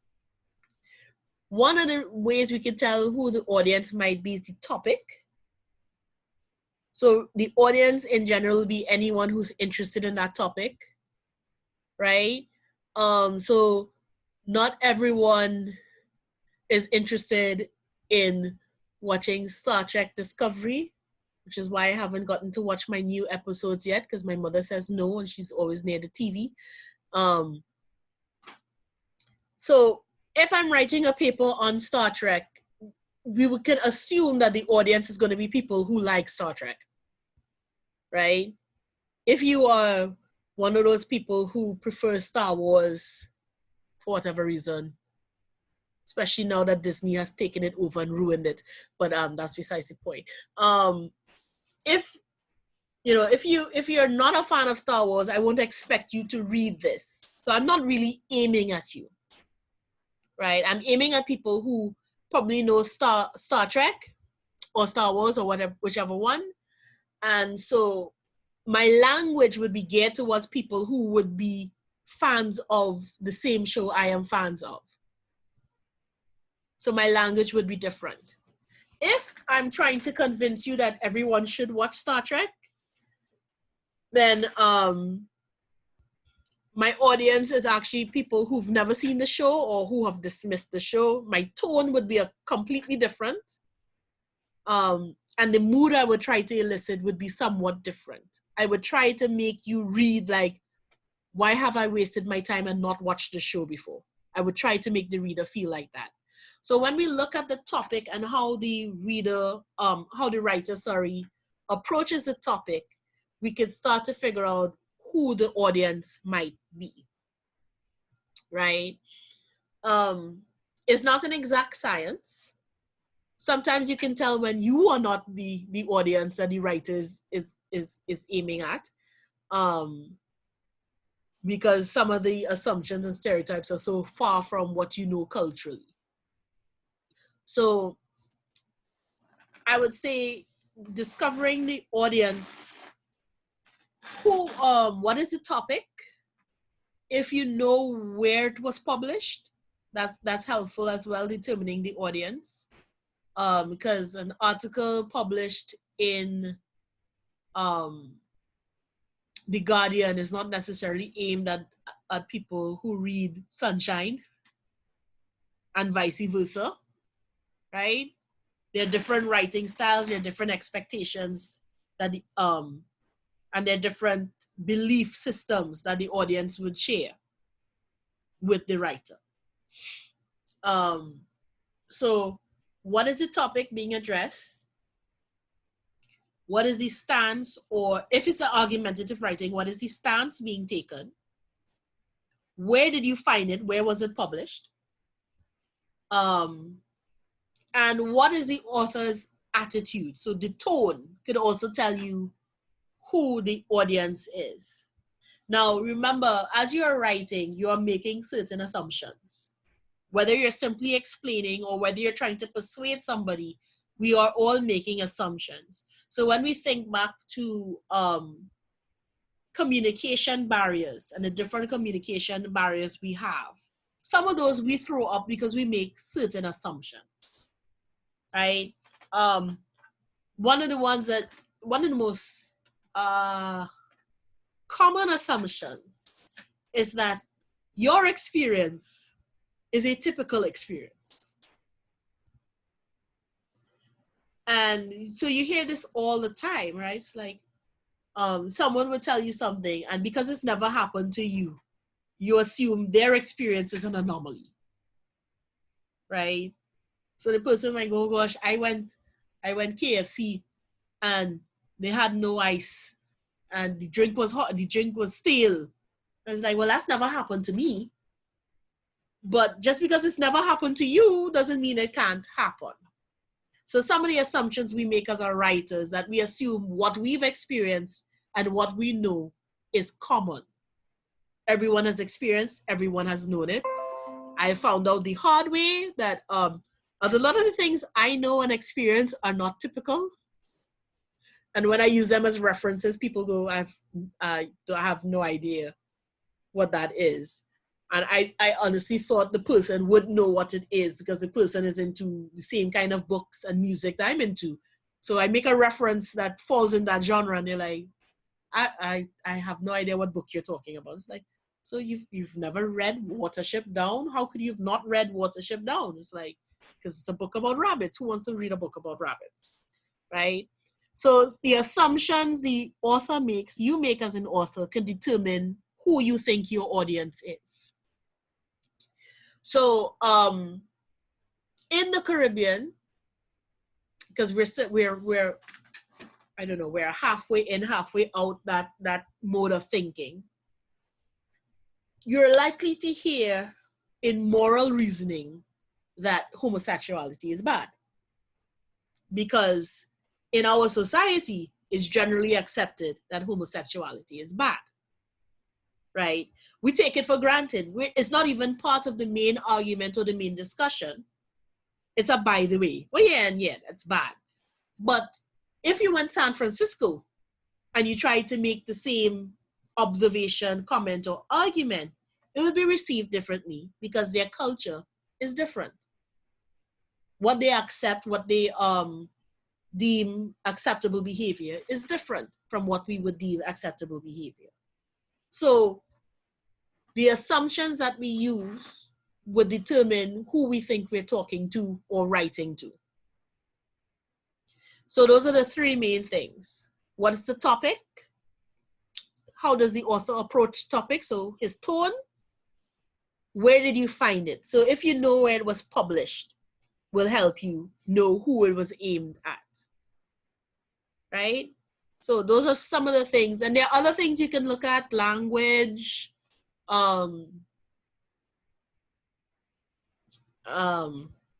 structure, references, right? So the examples and the illustrations the author uses. So there are a lot of things. And when we say audience too, as I'm thinking about it, I don't want us to narrow it down to I'm only writing it to a specific subset. Usually when you're writing, you're trying to aim as many people as possible, but it usually that many people as possible still fall into cultures with similarities. Let's put it that way. So we can write for a general Caribbean audience. We could write for a Canadian and an American audience. We could write for a British audience. We can write for most any English speaking audience that has a large enough minority population that would have mingled with Caribbean people at some point. We are pretty sure some of our concepts, our ideas, the way we look at the world, they will understand and they will get the message, right? So topic, tone, where it was published, assumptions made will help us understand who the audience or who the expected audience is. Does that help? Yes, miss, thanks. Yes. Let's have to double check because I do ramble. I know I ramble. After I ramble, I know I ramble. So have to make sure that the ramble was worthwhile, right? So any other questions? Miss, for referencing, are we using APA style? Yes. And I think the next week, that's one of the items next week is general guidelines for APA. I tell people the best thing, the most current is OWL, and I'll type it owl.purdue.edu. It is a online writing lab, right? So if you just type in owl.purdue.edu, it will take you to a writing lab where you can look up citations, any kind of citation you want to do, APA, MLA, whatever. They will give you the guide. And it's beneficial because they're usually up to date with the latest. So right now, I think we're in edition 8 of the APA. So they've changed some things. So every 2 years, they just decide to change some rules. It's hard to keep up. Owl.purdue.edu helps us keep up. It's free. It's online. It even helps you generate citations if you're not 100% sure how to do it, right? So I put it in the chat. Hi, Miss. Yes? My question is with the exam, the assignment for Saturday, I believe. When you said write a thesis based on the topic, it's just to list out the thesis and then come after and do an introductory paragraph? Right. So it's 3 things you're doing there. You're writing a thesis statement, we're writing an outline, and we're writing an introductory paragraph, right? So I'd like to see the thesis isolated. The introductory paragraph, you will be integrating that thesis statement at the very end. So I want to see how you would structure an introduction. In formal writing, the thesis is usually the last thing in your introduction. If it is the sun in our essay solar system, then we want it to have a very central, prominent place. We want it to be there to guide the rest of the essay, right? So we're doing 3 things. You're taking one of the topics and you're writing a thesis statement. That's a job in and of itself, but it's the first step because once you write a thesis statement, you can outline an entire essay because you know exactly what the main point is, and then you can go about fleshing out the main point in each paragraph. When you're finished doing that and you know exactly how your essay, at least the bones of your essay, how it will look, then you can write an introduction. So we usually think that we have to write the introduction first. 9 out of 10 times, and the longer the project, you end up writing your introduction last, or you keep revising that introduction up until the end. Because the introduction is supposed to be that perfect entry point into your essay. It's supposed to tell you what the topic is, what's the significance of the topic, what's the background of the issue, and it's supposed to set up why we are looking at this, why is my thesis insignificant, what the essay is related to, right? So when we looked at, when you look at the video, the introduction to the parts of an essay, you will see it looks like two funnels taped together. So it's a funnel into the body and the body leading back out into a funnel, right? So the idea is the introduction is supposed to take us from a larger topic, narrow us down to the thesis, focus straight through the body. We're only discussing what's in the thesis. And then when you come back to the conclusion, it's the inversion. We're taking that very narrow focus and broadening it back out into a larger discussion, right? So I advise, don't be worried if you can't come up with a killer introduction before you write the rest of the essay. If you have an outline, you could actually write the rest of the essay and come back to an introduction, right? There's no need to write in a linear fashion because we have the plan. We could plug and fill in wherever, whenever, as it comes to us. So that's the other benefit of doing an outline. I don't have to sit down. It's something we call, artists call the tabla rasa. I don't know if you've ever heard of that. Tabla rasa. No, miss. It's fancy speak for blank page, right? So I don't know how many of you have the anxiety when you look at a blank page or a blank screen and suddenly you feel lost because you have no idea what you want to put on it.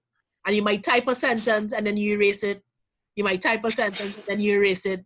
Then you get frustrated and you walk away. When you have an outline, you have something to follow so that you're really just adding to it. It's your own personal recipe. So it'd be a dish you can make, right? You could write one paragraph before the next one. You could rearrange the paragraph, all that, because it's just chunks of writing. So it's less scary because I have something down. And we talked about brainstorming before and using brainstorming techniques. So really conquering that blank page with a slurry of ideas and then putting those ideas into an organized pattern. And from that organized pattern, you get to write your essay, right? So the assignment, 3 things: thesis statement, outline, introductory paragraph. Right? Excuse me, this outline would have 3 full paragraphs or just bullet points? Bullet points. The only full sentences or complete sentences are your thesis statement and your topic sentences. So the video we looked at today in doing the outline, last week, there is a template that you could download, a Word document, an essay outline. You can download that and use that as your formula or your template, plugging in your information. So, right, copy and paste away. So that's what it's supposed to look like. It doesn't have to be full sentences, except for the topic sentence and your thesis statement, right? So your outline is just thesis statement and plotting out the 3 body paragraphs. That's it, right?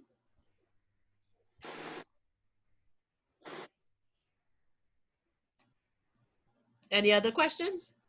Good night, everyone. Good night, Miss.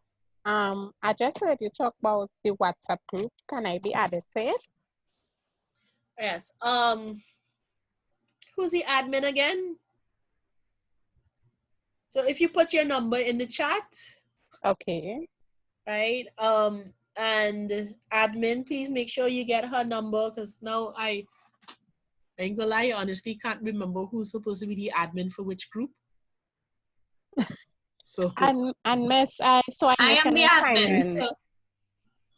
Oh yeah, Salima is the admin. So if you Salima, you will get her number from the chat, right?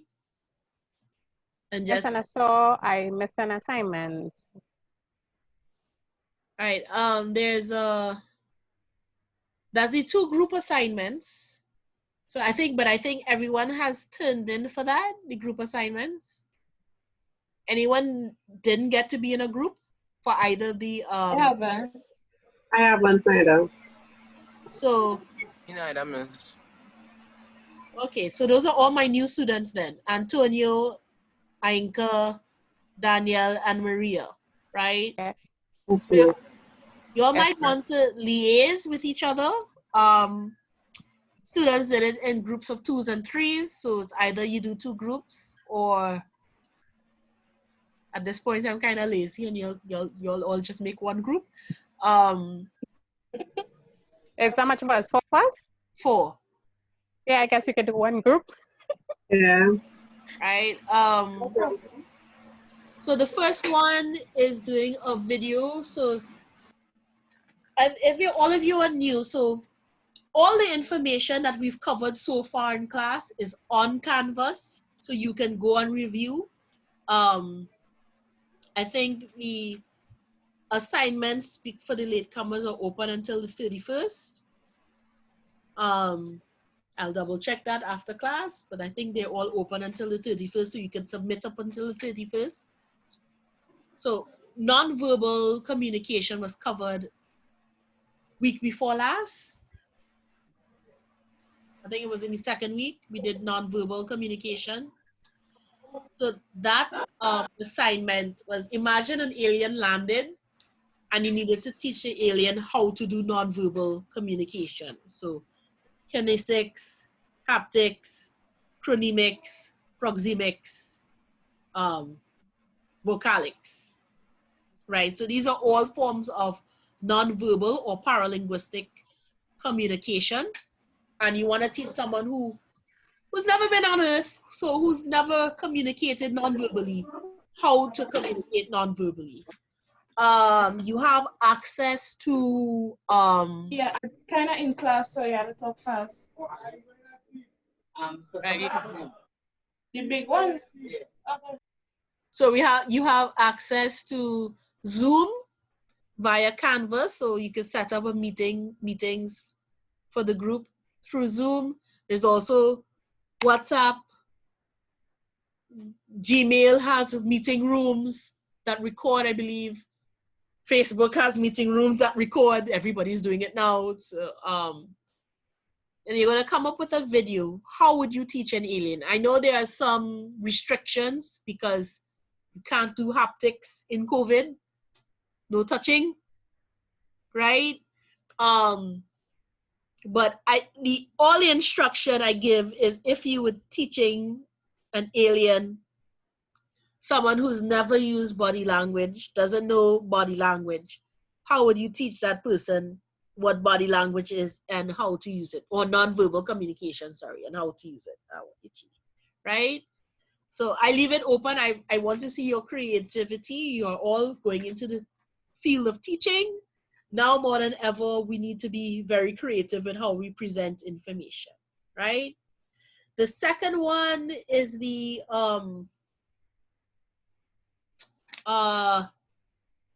second one is really the writing sample.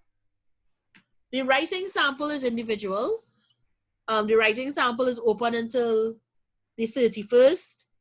Again, apparently I'm evil. I do not give some things I'm not going to give detailed instructions to do. I want to see what your natural writing instincts are. So the only instruction is that it needs to be 5 paragraphs, right? The topic is education and me. However you want to take that topic, or whatever you want to do with the topic, it's up to you, right? It is a measuring stick. So for those who are asking when I'm grading it, it is really there, was really submitted so that we can measure your progress. You can look back at it as we cover new types of writing. You can play around with your writing sample. So, how would I do an ABD for education on me, right? It might be that I need to explain what education is by breaking it down into its components. That will give me an analysis by division. The next thing we're going to do is classification. How I do education and me as a classification essay. Maybe I want to put myself in the category of educated person. So what does that mean? Right? And so on and so on. So you can play around with your sample essay, and because it's already written, you're just playing around with how would you tweak it to fit modes. So it's another way of practicing writing the different styles of expository writing. All right, so those are the second group activity is with the discussions. So you can form groups on Canvas. The discussions for this week especially are group discussions. And when you go through the material on Canvas, you can look at that. And if you have any questions, you can ask. Right? Does that help? So far, it's 2 assignments we have to submit. Well, the one on our own, the nonverbal communication, and what's the third one again? Not the one for today. They say it had one more. Yeah, today was a group discussion, but that is open until, the discussion should be open until December. I see a lot of people were rushing to turn in, if now, I have to look.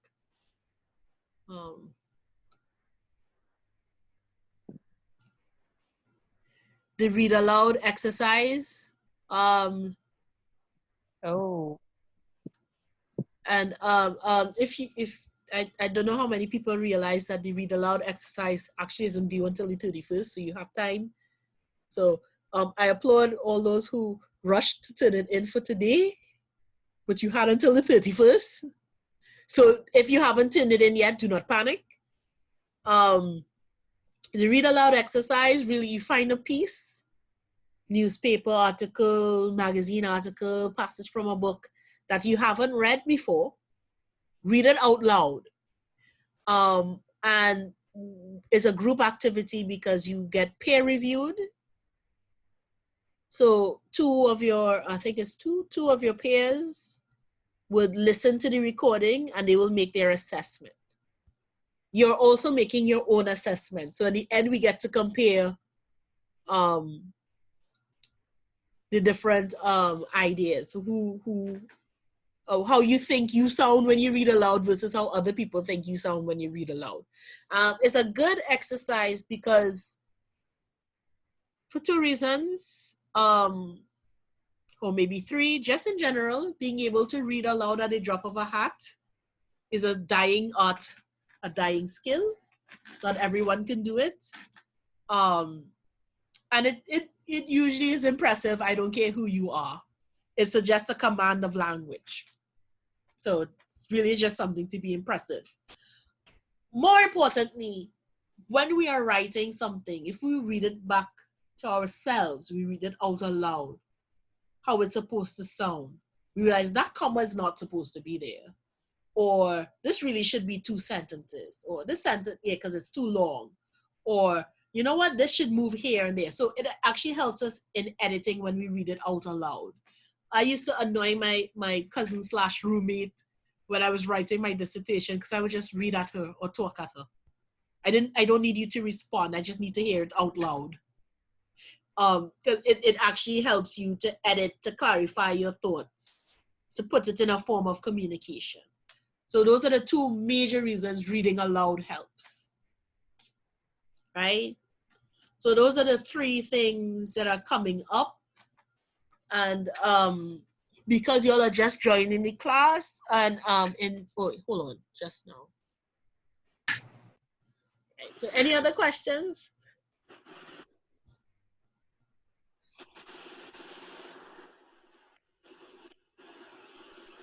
No? Okay, so we have now hit the 2.5 hour mark. I believe we are all mush on the inside. Please, please, please go back and review write down your questions if you have questions, what you think you need clarified. I also invite you to don't be afraid to try and Google for extra explanation. Always reach out to me if you need extra explanation as well. I'm here. That's what I'm here for. If there are no other questions, no other comments to make, we can close class and I will see you next week. Miss Francis, yeah? I just wanted to find out something. The assignment, me and my the one that we did, right? We just wanted to know if one person has to upload it or if the both of us has to upload it. Group assignments, only one. Only just make one. sure both your names are on it. Okay. Right. All right, thanks. So, if you have no more questions, you're satisfied with this class, you're free to leave. I'll hang around a little bit if anyone has any other questions. Okay? Bye, Miss. Bye, everybody. Okay, bye, Good Bye, night. Miss. Bye, everybody. Good night. Bye, guys. Everybody.